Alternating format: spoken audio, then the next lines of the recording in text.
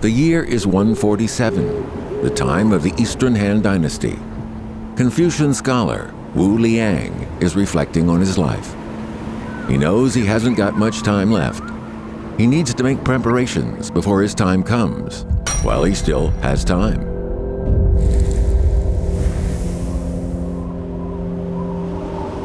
So he gets to work building an ancestral hall in the graveyard, dedicated to his clan and ancestors. It's going to be his legacy, something for his descendants to remember him by.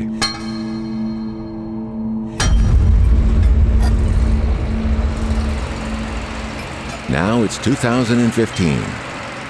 Some things about Wu's home, Wujai Mountain in Shandong, haven't changed. It's still rich in high-grade bluestone. A tenth of the 800,000 who live here make a living from quarrying and working this valuable resource.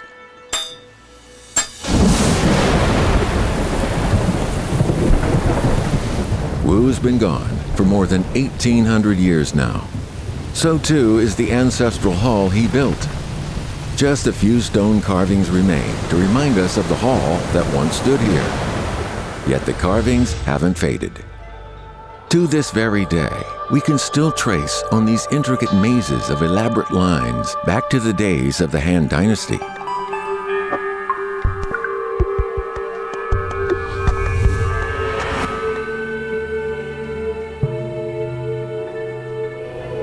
Home isn't just the place you come from, it's also the place you return to. This is especially so for Chinese people.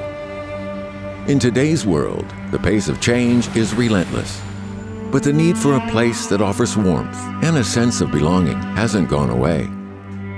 It's part of our nature, something that cannot be separated from us, just as the carvings that mark the affections that bound together a clan from the days of the Han Dynasty cannot be separated from the stone.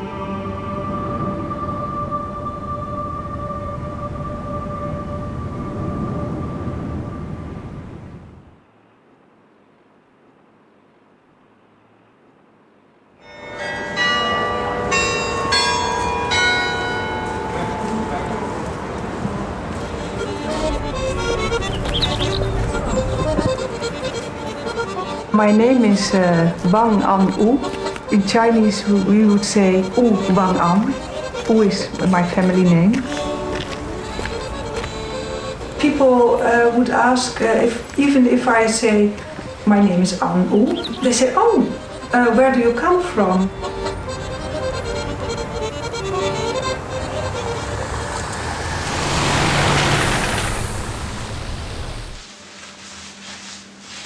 Yu Wang'an is a freelancer. In the 1990s, she experienced an identity crisis after writing a novel about her grandmother.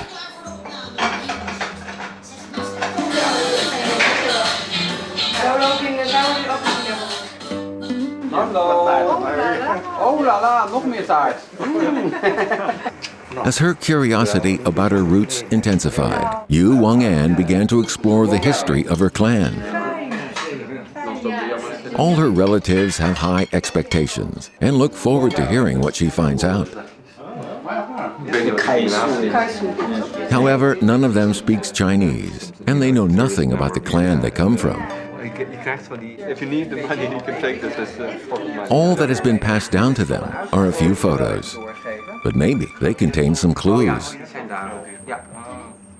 Deze foto kennen we allemaal. Dit is de foto van de 14 kinderen en de ouders van de, zeg maar, grootmoedergeneratie. Dit is de grootmoeder van An en van Su natuurlijk. En dit is de overgrootvader van An. Dat is Chan Jipek. Tajan Dajie Peak, Yu's great-grandfather, is the earliest ancestor Yu has been able to identify. He was the manager of a sugar factory in Indonesia and had 14 children. But the clues end here. They search on the internet, but nothing new turns up. The fact that they know nothing about traditional Chinese family structure makes their search even more difficult.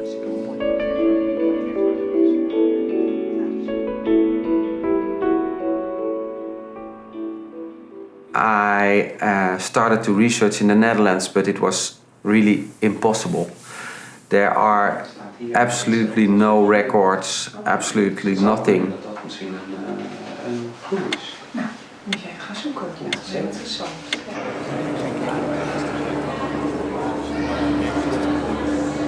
Migration and integration.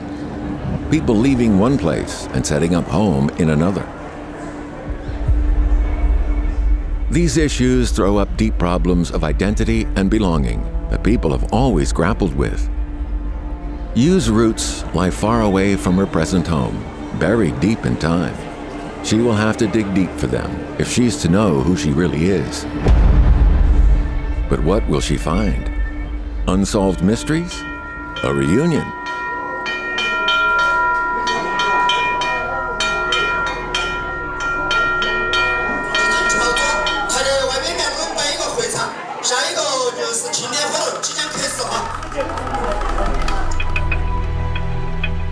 The traditional family is under threat in China today.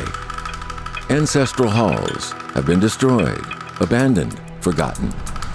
That means that finding one's roots isn't easy. What's more, the clan and the extended family are becoming less and less important. Nowadays, by far the majority of families are comprised of just 2 or 3 people.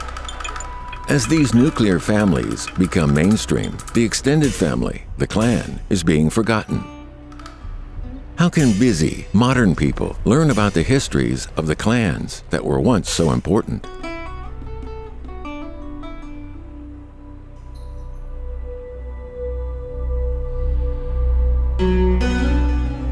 那么有些匾额的话是，有些家族在猪圈、在阁楼的楼板，或者是说在取这个仓库的这个门板的时候发现的，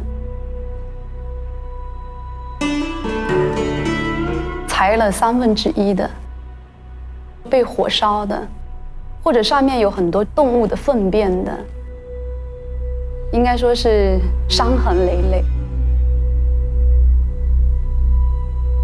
当我们的祖先留给我们的文化被我们践踏在我们的脚底的时候，作为脚踏板的时候，作为猪圈门的时候，我觉得其实这是一种很悲哀的一种事情。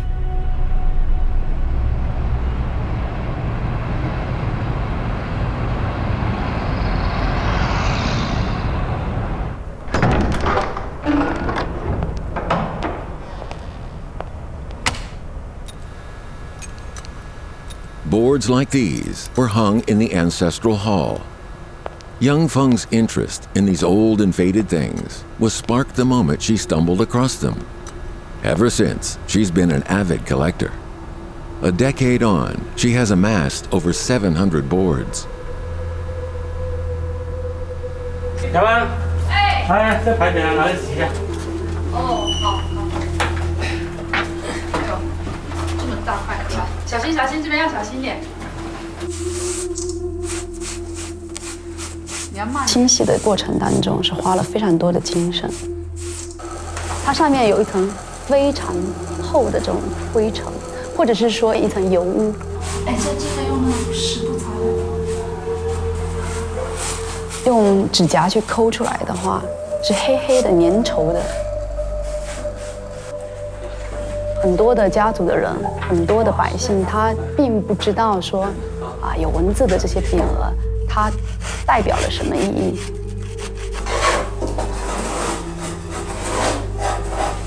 包装很重，全部的木板。你这个好吃掉的肯定拿掉的。他觉得这个有人喜欢嘛，反正有人要，你有人要，那就卖掉了。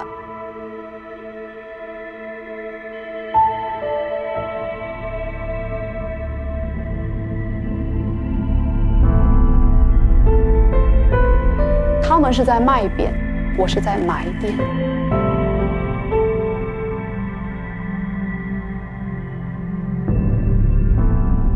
These boards used to be hung in ancestral halls in honor of the clan.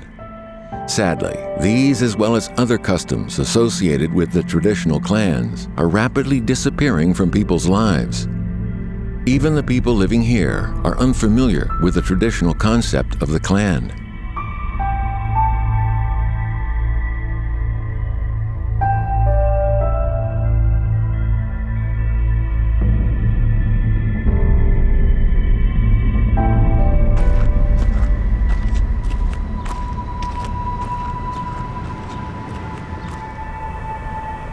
小时候我们把它死缺，当地的百姓把它就说成是斗鸡台，因为他当时在这个村子挖的水塘里面，大部分都在淤泥里，上面就露出来1米多高，1米多高，它一层一层那个小孩很容易就爬上去了，爬上去从上头往下跳。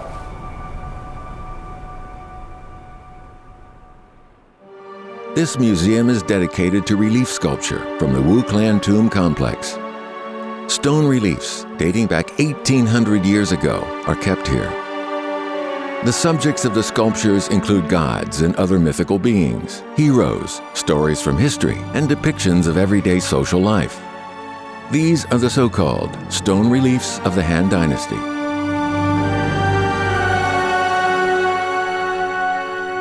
我们刻的一共分是6个道，实际上54画像石上面的背景处理比我们刻的还要精细，一共分达到7个道。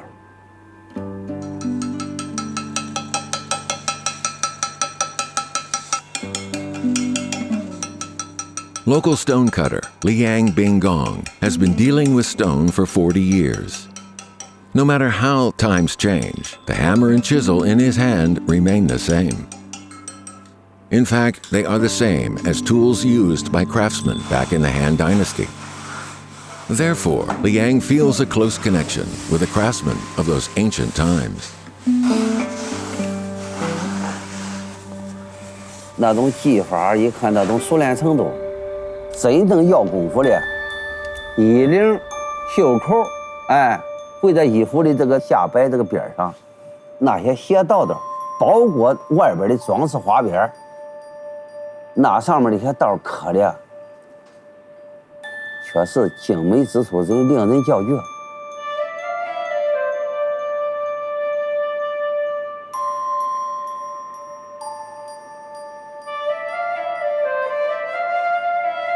The Han Dynasty lasted over 400 years. It was over this period that the Chinese social order was established.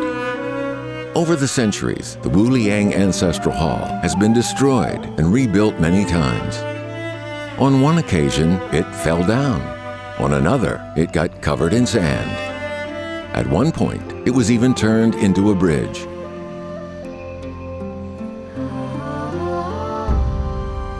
In today's Wu Liang Ancestral Hall, there are huge stone slabs of various shapes on display.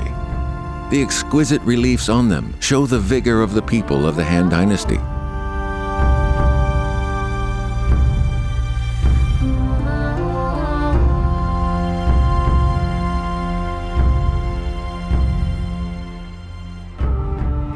It's hard to imagine what went through the minds of people back in the Han Dynasty when they looked at these scenes from daily life. What impression did these complex figures and scenes make on them?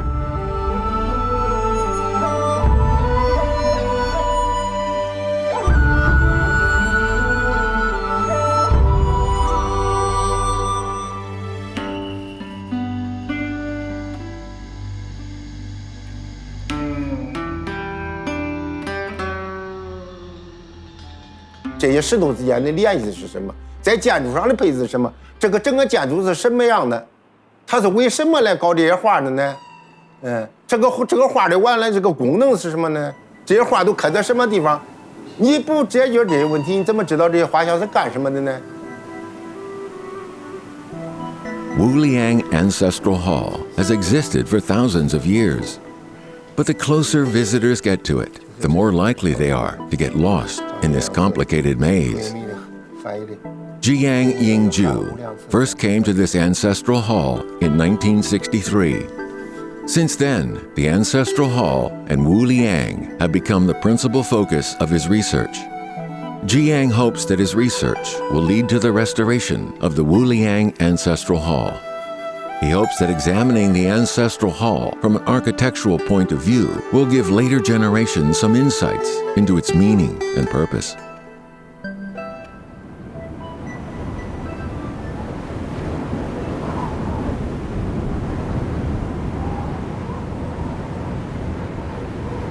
In 145, Wu Liang was 68 years old.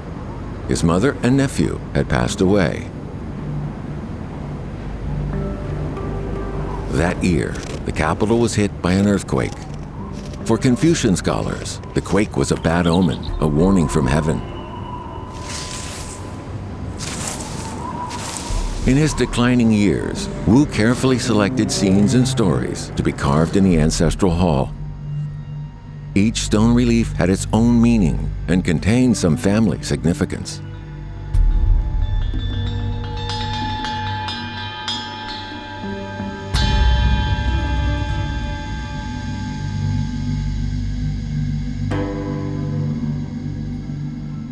This stone relief is about the union of Fu Shi and Nu Wa. They are depicted as humanoid beings with the tail of a snake and are shown surrounded by clouds and gods. It symbolizes a thriving family.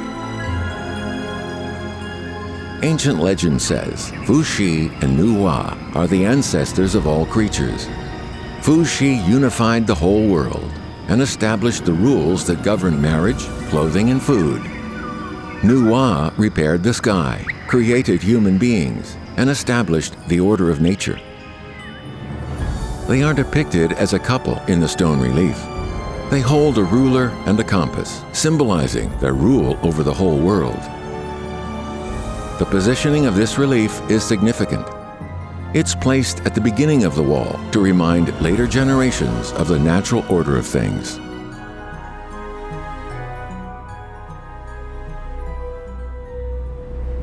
Interpreting the meaning of these relief sculptures is the basis of Jiang's restoration of the Wu Liang Ancestral Hall.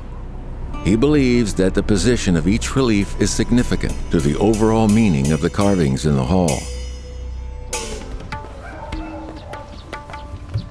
Analysis of the structure of the building allows Jiang to draw up a plan of the ancestral hall as it was originally laid out that will help students to produce a life-sized replica of an original Han Dynasty ancestral hall.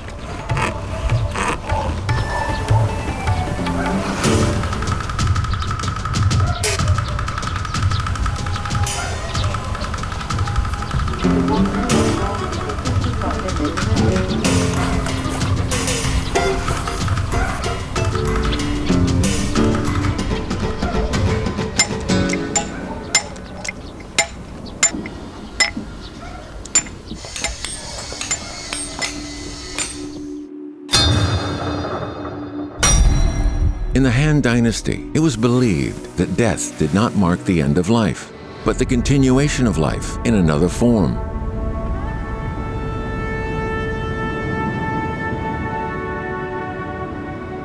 In many ways, the use of stone reflects this belief in the immortal soul.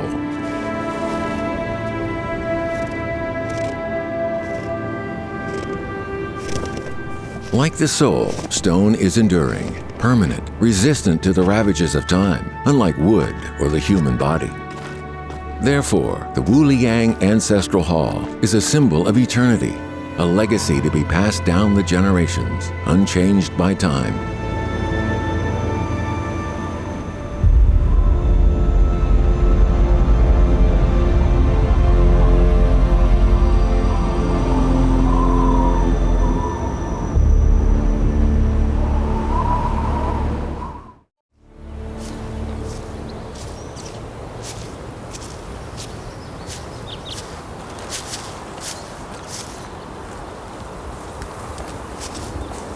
Yu Wang'an's search for her ancestors is crucial to her sense of identity.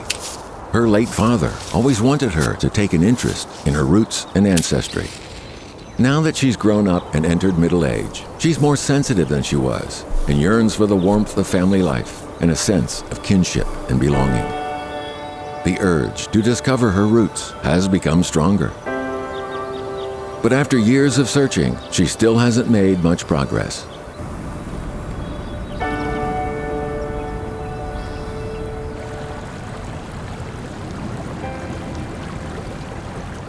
Just when she feels she's at her wit's end, she finds a photo of her great-grandfather's tombstone.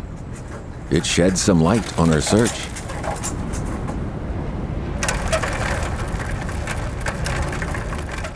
Zen. Zen. Zen. Zen. Heel moeilijk.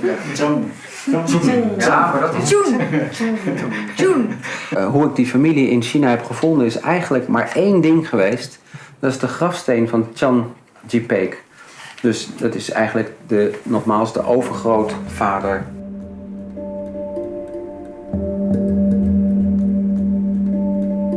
The tombstone tells her when Tujan Dajie Peak, her great-grandfather, was born and when he died. 2 distinct characters are carved on it, Long Shan. This means Dragon Mountain in Chinese. It's something like Dragon Mountain. So what is this? It sounds like a place. Yes, maybe it's a place. It's a vital clue. Yu and her husband find out what they can about Long Shan on the internet. It's possible that this is the place her ancestor came from. Sadly, in spite of their efforts, they come up with nothing new.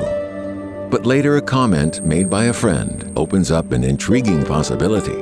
Maybe Long Shan is not the name of a place at all. It could be the title of a clan. Titles like this were used to distinguish different clans from each other and indicate the lineage and origin of a clan. They were also used to distinguish different branches of the same clan from each other. "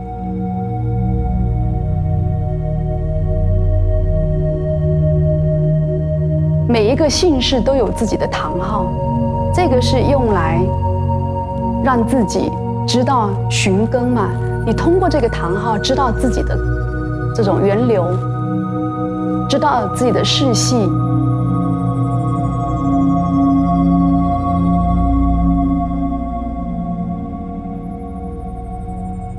Long Shan was the title of the Zheng clan. This clan lived in southern Fujian province. These 2 characters, echoing down the years from great-grandfather to great-granddaughter, call to you and bring new hope to her search.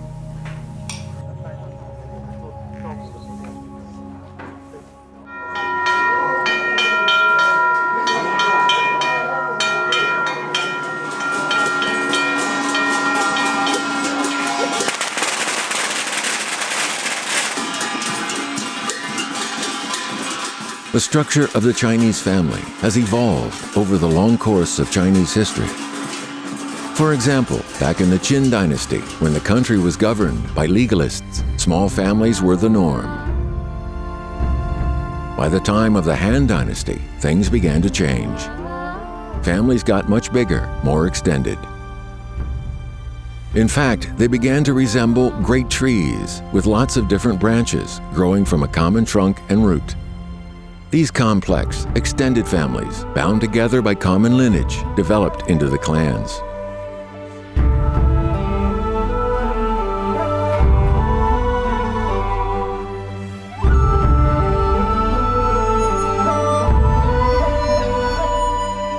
For a Confucian scholar like Wu Liang, filial piety was central to his view of the world.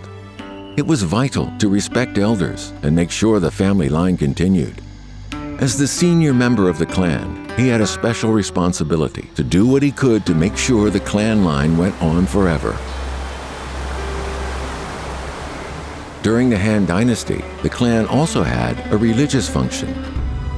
Offering sacrifices to the ancestors was just as much an aspect of filial piety as making sure the ancestral line continued. Indeed, in many respects, it was vital to carry on the family line, precisely so that the ancestral hall could be maintained and the sacrifices to the ancestors continued. Thus, lineage lay at the core of traditional Chinese humanism.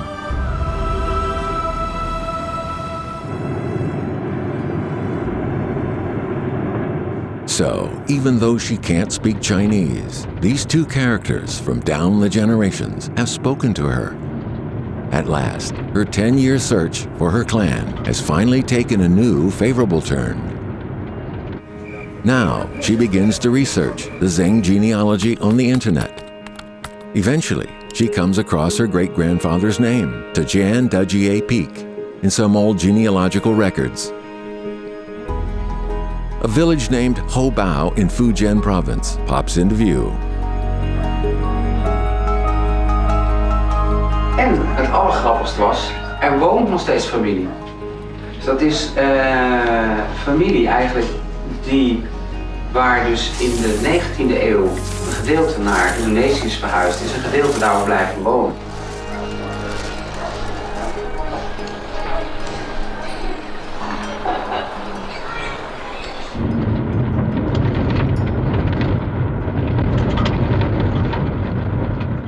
Chen Yuli works for the shaman branch of the Overseas Chinese Federation. Over the past 30 years, she's helped over 100 overseas Chinese to find their ancestral homes and reunite them with members of their clan. This time, she's helping Yu. 他的眼睛各方面的应该还是华人，他的女儿就华裔了。华裔，哎，他的爷爷应该这边全部是中国人才对哈。这个于王安，你老爸祖父。 哈，爷爷吧，啊，爷爷啊，这个是爷爷的父亲啊，这个爷爷，所以说爷爷的爷爷，好，这个建龙嘛，啊，爷爷的爷爷，您的亚迪亚。Both the genealogy and ancestral home prove that Yu's ancestors migrated to Indonesia from here. Eventually, the family ended up in the Netherlands.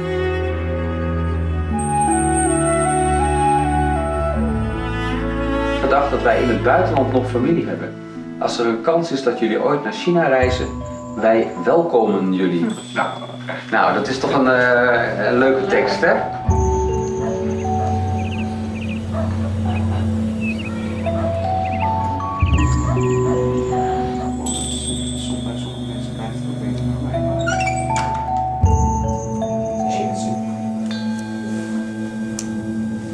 At last, Yu finally finds her ancestral home.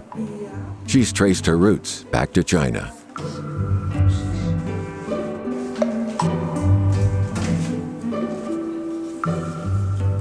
The Tajian or Zheng clan has been reunited with its overseas branch.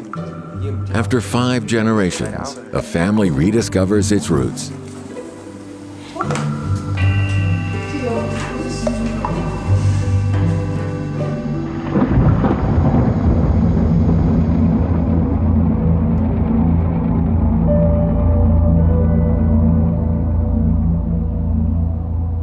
The genealogical and historical records clearly show the migration routes taken by the Zheng clan.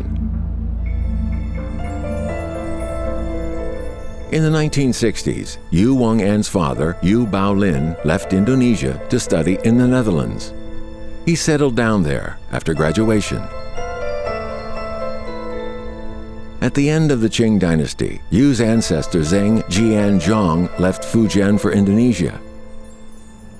In the last years of the Tang Dynasty, Zheng Ze's 36th generation descendant, Zheng Yansha, migrated to Fujian and became the ancestor of the Longshan branch of the Zheng clan. In 10 AD, Wang Mang usurped the power of the Han Dynasty. Zheng Ze's 15th generation descendant, Zheng Ju, resigned from office and led over 2,000 clansmen on a mass migration from Jiaxiang, Shandong province, to Jian in Jiangxi province.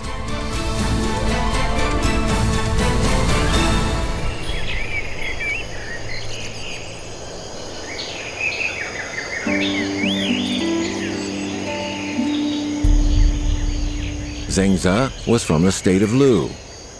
He is a key figure in the history of Confucianism. All those with the family name Zheng regard him as their ancestor.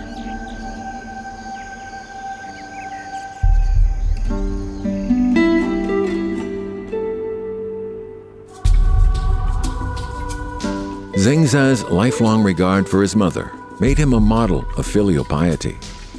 The depiction of him in the Wu Liang Ancestral Hall comes just after that of the 3 emperors and the 5 sovereigns. In the carving, Zheng's mother is shown sitting in front of a loom and looking back at him.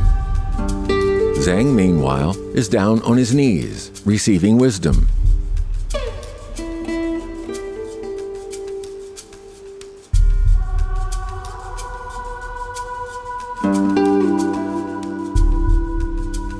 In Wu Liang's eyes, therefore, he was not only a wise man, but the model of a dutiful son.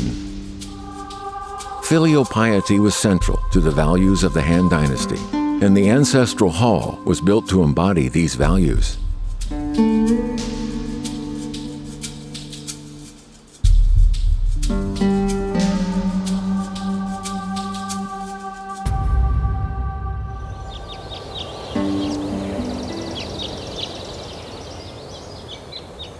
The Wu Liang Ancestral Hall was the place where the Wu clan offered sacrifices to their ancestors.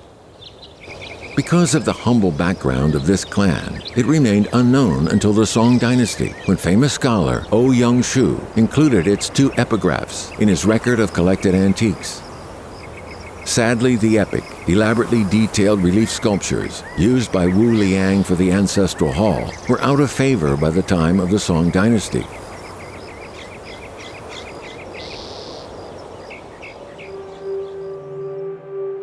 These rubbings of the relief sculptures were made during the Song Dynasty.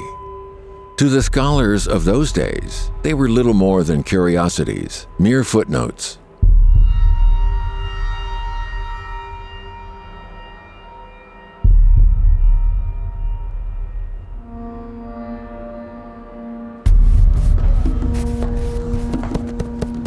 Rubbing is a simple technique, but it's amazing how much it can tell people about the relief sculptures of the Wu Liang Ancestral Hall. These pieces of paper almost perfectly capture the amazing artistry and craftsmanship displayed on the stones.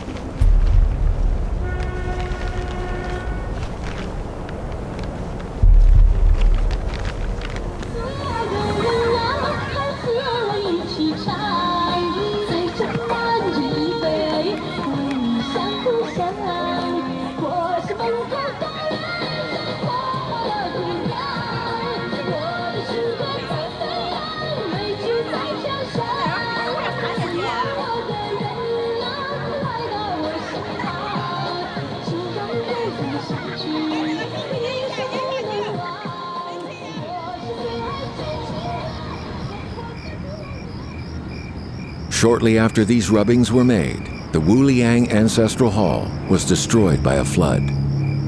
The ruins of the hall were buried in mud, and the reliefs were scattered along the riverbank.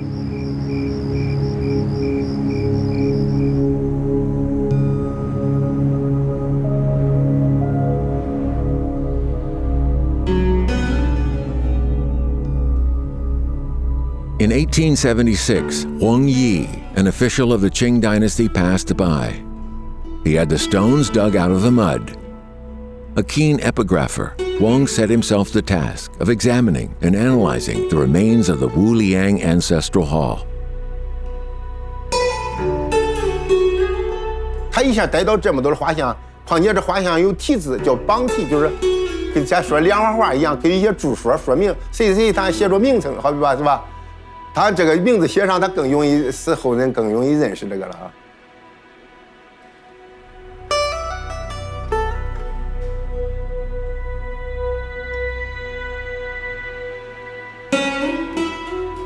These pieces of the ancestral hall were salvaged by Huang. It had taken 1,600 years to reduce the once solid ancestral hall to a collection of fragments.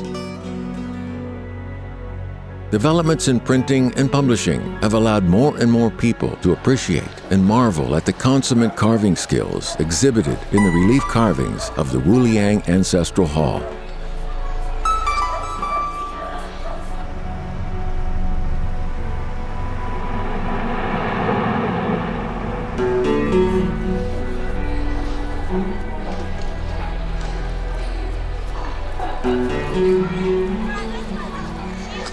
历史故事在无量史上是传国画像史上啊拍的比较最多的一个，讲的古代的帝王、圣贤、烈女、孝子，表现封建伦理、统治秩序、道德、伦理道德的那一部分非常突出。这正符合无量那个人的这个他的行为、他的生平或他的思想。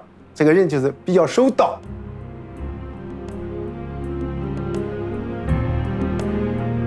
China fell into chaos and disarray at the end of the Eastern Han Dynasty. The court fell under the control of the palace eunuchs and the emperor's maternal relatives. As pillars of the traditional order of society, some Confucian scholars fought back, others just ran away. Wu Liang devoted his time to reading and teaching the Confucian classics. He was ashamed to be associated with the court.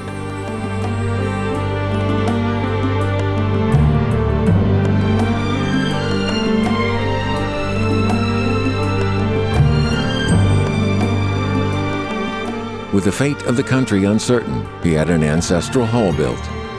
That way he could leave something permanent and reassuring to his descendants, a place that enshrined the eternal values he lived by, a place where his descendants could come to have their confusion and doubts they felt dispelled by the sages of old.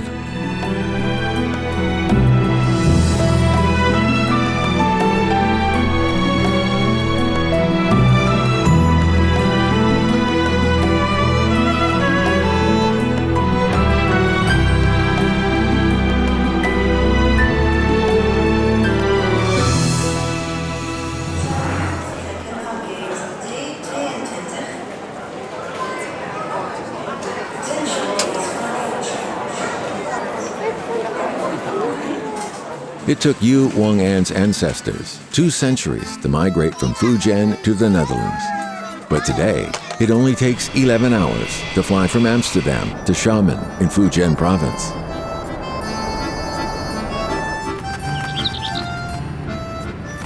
Yu has spent 10 years preparing for this trip.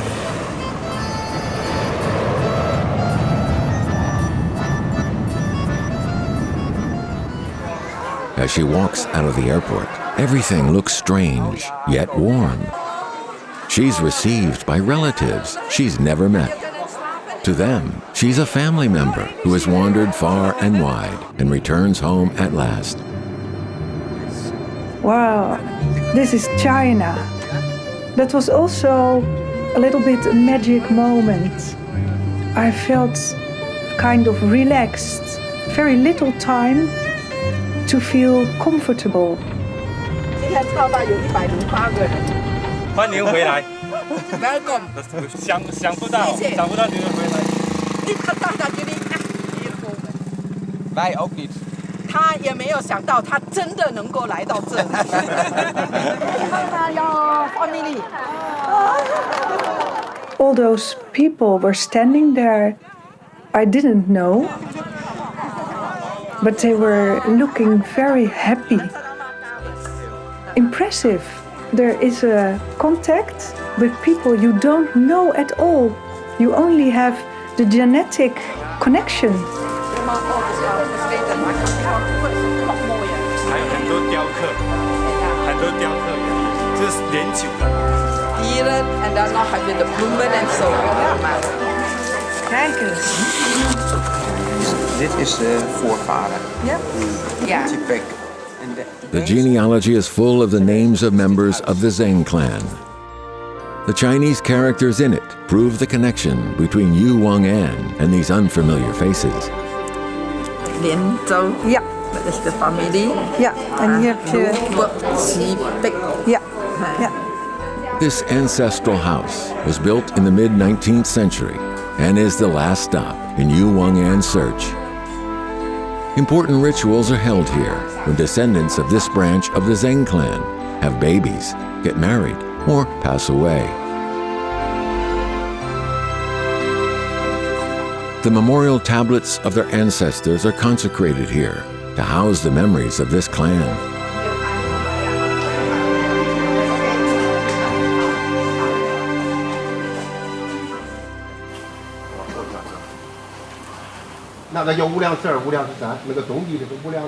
After much trial and error, the Wu Liang Ancestral Hall is almost finished.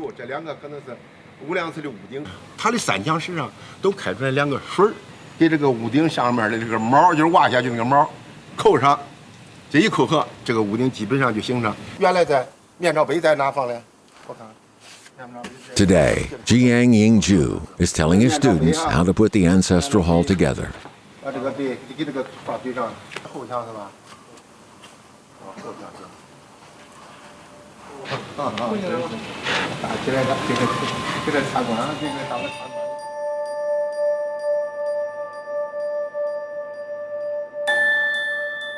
The ancestral hall built by Wu Liang is finally complete. Each stone relief is placed in its own unique, correct position. From Fuxi and Nuwa, to emperors and sages, to assassins and loyal officials, and to filial sons and virtuous women, the depictions in this sequence bear a striking resemblance to the depictions in records of the grand historian.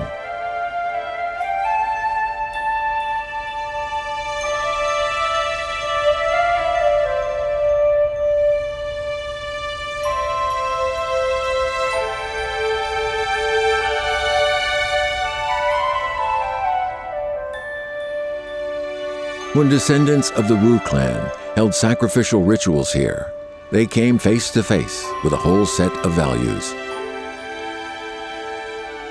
Officials should be loyal to the emperor and to notions of justice.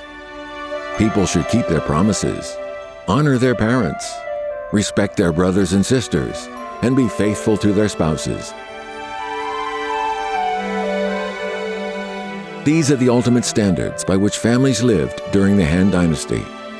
Wu Liang tried to convey these values to his descendants and fuse them with the continuation of his clan.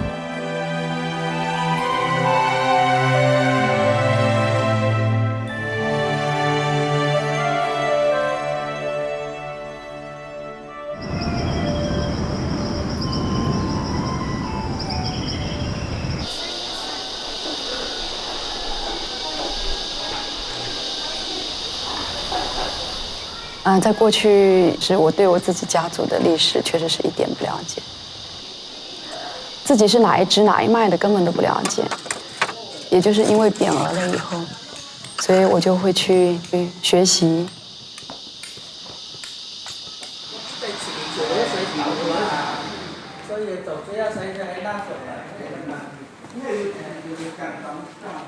这个谱就是我们广东、福建、江西三省的总谱。你也是？这边，你父亲是看到了，你看我名字我看到了，这边。对，杨树。对呀。慢点，你不要那么急那个。这边2世，然后就3世、4世、5世、5世，这里就往下排了。8世、9世、10世、11世、12世。这一张的图谱记载了一个家族它的脉络，而且当我细细去看的时候，它用了丝线刺绣，有些是用非常细小的朱红的这个笔去画上去的一个世系脉络。 一张一张细细的这个支流啊，红色的，就相当于我们身上流着我们祖先的鲜血。我就在想，哦，原来我的祖先，他的名字是什么？他生于哪一年？我就在想，这100-200年，然后我们这一个家族就这样子繁衍下来了。虽然说是短短的1-2行字。 但是至少表明这是一个人曾经存在这个世界上。啊，我觉得这是一个非常神奇的、非常奇妙的一件事情。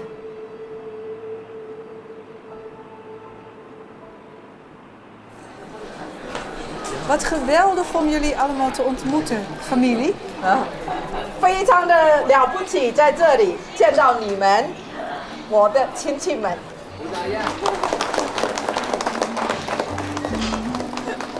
Onze nieuwsgierigheid naar onze voorouders in China heeft ons hier gebracht. 是我们对来自中国的祖先的好奇，把我们带到这里来了。这个墓的大是一直到在。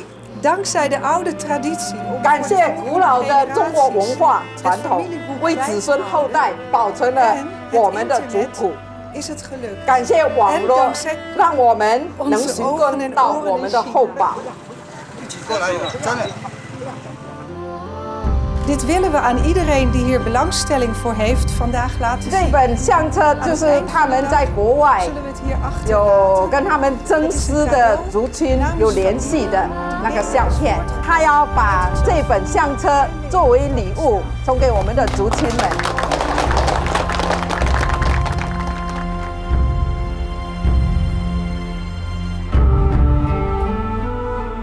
Yu Wang'an started her 10-year search by accident. Because of her efforts, 5 generations of the Zheng clan have been reunited after more than a century of separation. Their common inheritance has at last brought them together again.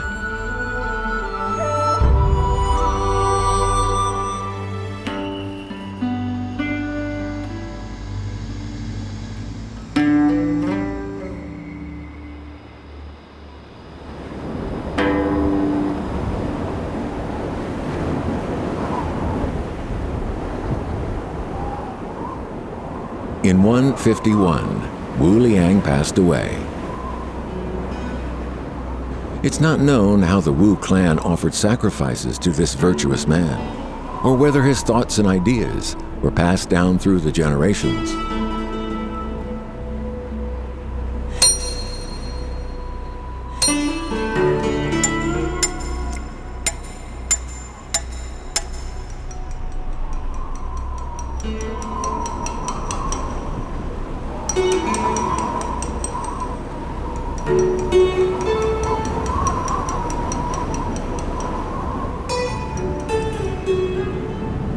Over 1,800 years have passed. The people who lived here have experienced reunion and separation countless times. Through this small ancestral hall, we are able to touch the simple, enduring seed sowed by the people of the Han Dynasty and rekindle ancient memories of home.